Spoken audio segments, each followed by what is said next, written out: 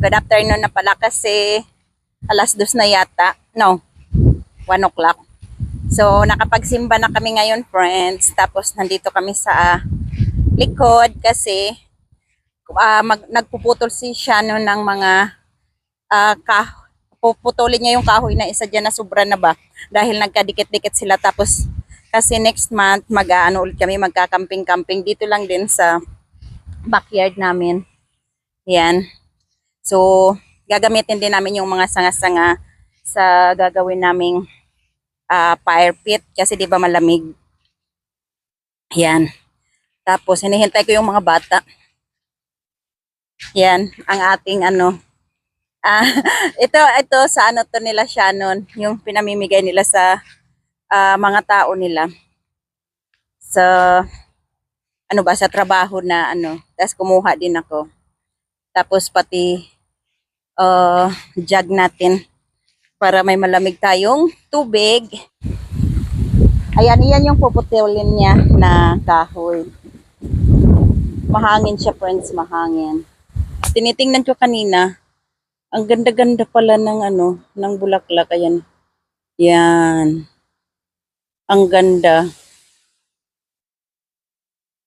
'Di ba? O, 'di ba? Ang dami ko na naman sinabi. Sabi ko lang, andito tayo kasi nagpuputol si Shano ng kahoy. Okay, Han, go!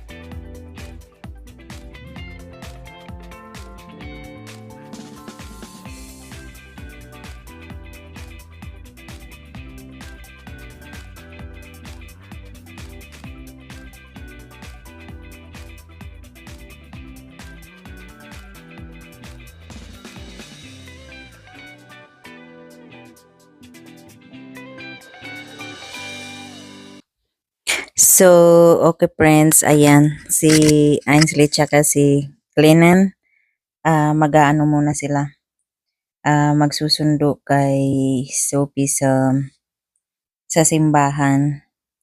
Kasi nauna na kami sa kanya dahil magbabantay pa siya ng mga bata para sa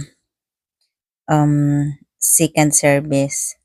So, si Ainsley na lang yung pinasundo ni Shannon kasi hindi pa siya tapos putol ng mga sanga-sanga ng kahoy. So si Ainsley, sinama niya din yan si Glennon kasi siya yung tagabukas ng gate.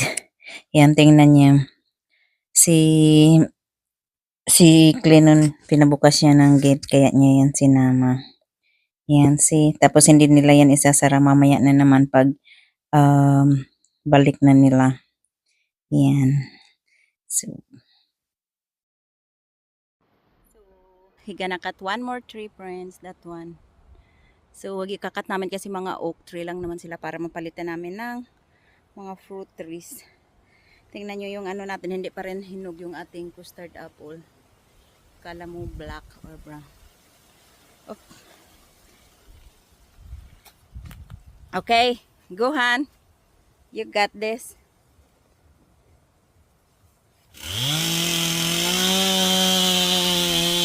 Wow.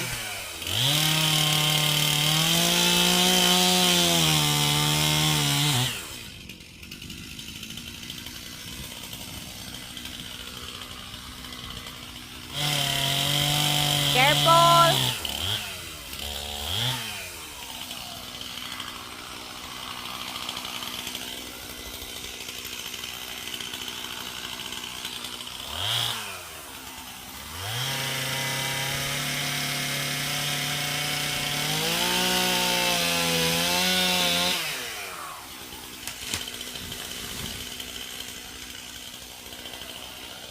Patay ang ating mga nyog dyanhan. 2 beses na natamaan, natumbahan ang mga nyog natin.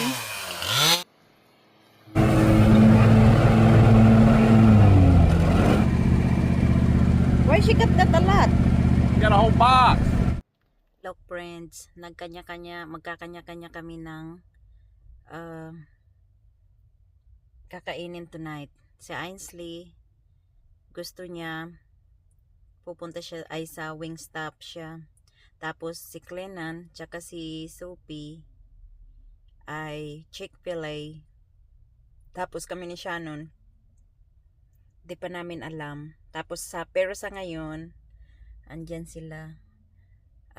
Bibili pa sila ng boba tea, bubble tea.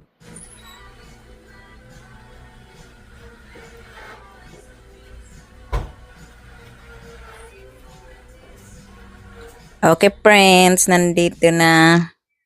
Yan, Chick-fil-A na tayo. Yan yung para kay Sophie. Yan, dyan. Not you, the Wingstop. Wow. Really?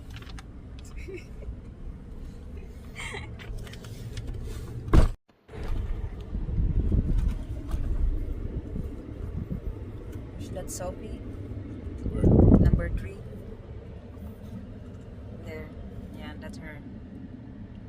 Waiting. Where's Clenan? Oh, Right maybe. there, she's waving. Yeah. Yeah, last time we. Yeah. Maybe we can park. Oh, this is reserved. Why do you sit separate? That's what I asked. Really? Oh. So Clenan, what you got? I got a 20-piece with a large fry and no drink. Guess how much it was? Yeah. Ainsley, how you doing? Good. You try your limited time, or did you get them? Oh no, I didn't get them. Huh? I didn't get them. What'd you get? I Korean, spicy, and got barbecue and that Korean barbecue and hickory. I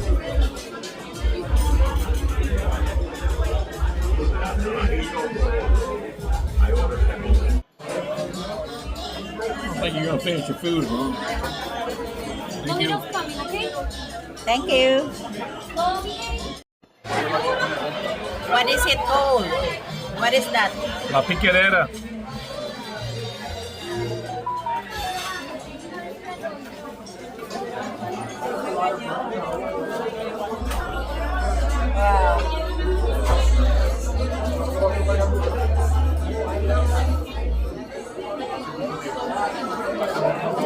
It's like dessert already. Eat, honey.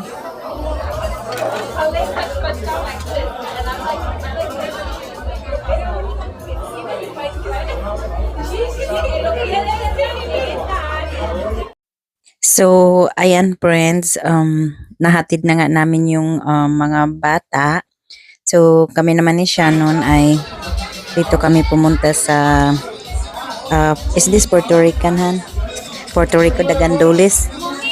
Yeah, I think that's Puerto Rican. That's the flag. You see the flag? I don't need the flag. Yeah, so yan yung order ko. yan din yung sa kanya. Yan. Pero hindi na namin yan na, kunti na lang nakain namin dyan sa order namin, friends. Yan lang yung nakain namin. Ganyan, tinake home na lang namin kasi ang dami na nung appetizer na nauna. Nabusog na kami sa appetizer ba. So, binalot na lang namin siya sa boxes. Yan, lahat yan. Binabalot na namin. Both of them? Yan naman yung binili niya na dessert. Sa bahay na lang din namin kinain. So, ayan friends, the next day na ngayon, Lunes, wala pasok yung mga bata. Hapon hindi namin pala ito natapos friends kasi umalis kami. Ngayon pa lang namin natapos. Ayan, 2 puno yung pinutol ni Shannon. Yan, 2 puno. Ito yung isa.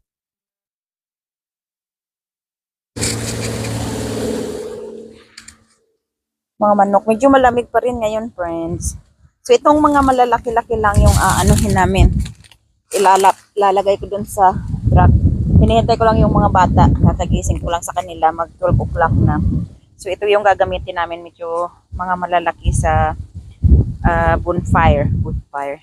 Tapos yung mga maliliit, pag maganda yung panahon, medyo umuulan, sisigaan na lang namin yan dito. Mga pasaway na manok. So, may nakita si Shano na itlog dito, friends. Kanina. So, titingnan natin. Dito tayo daan sa ano. Kaya pala ilan lang yung na ano namin. Kahapon yata parang 11 eggs lang yung nakuha namin dun sa pugaran or sa coop nila. Kasi nagtatago pala sila ng mga itlog, friends. Ayan, nandito. Hold on. Diba? Yan. Parang ito, ang dami. Ang dami. Ang itlog. Oops. Ayaw mag-focus. Ayan. So, parang mga 20 eggs din yan. Kukunin ko lang siya, friends. Sandali. Diba? Ang dami nating eggs na tinago ng mga manok natin. Yan. Tapos, kahapon din, meron din kami dun sa may sa may saging. Kasi, diba, nagkakaykay sila. Yan. Andun pa yung iba. Yan, doon na saging na yun. Diyan si Shano naman nakakita pa ng iba. Paiba-iba na yung mga iniitlogan nila para tayong nag-i-egg hunt. Andyan din yung ibang manok natin. So, ayan siya, friends. Wala pang lumilitaw. O, diba? Nasa ilalim pa lahat. So, ibig sabihin, ay okay pa sila. Yan. Kasi kaya natin ginawa to dahil hindi natin alam kung gaano na sila katagal doon nagtatago yung ating mga manok ng itlog.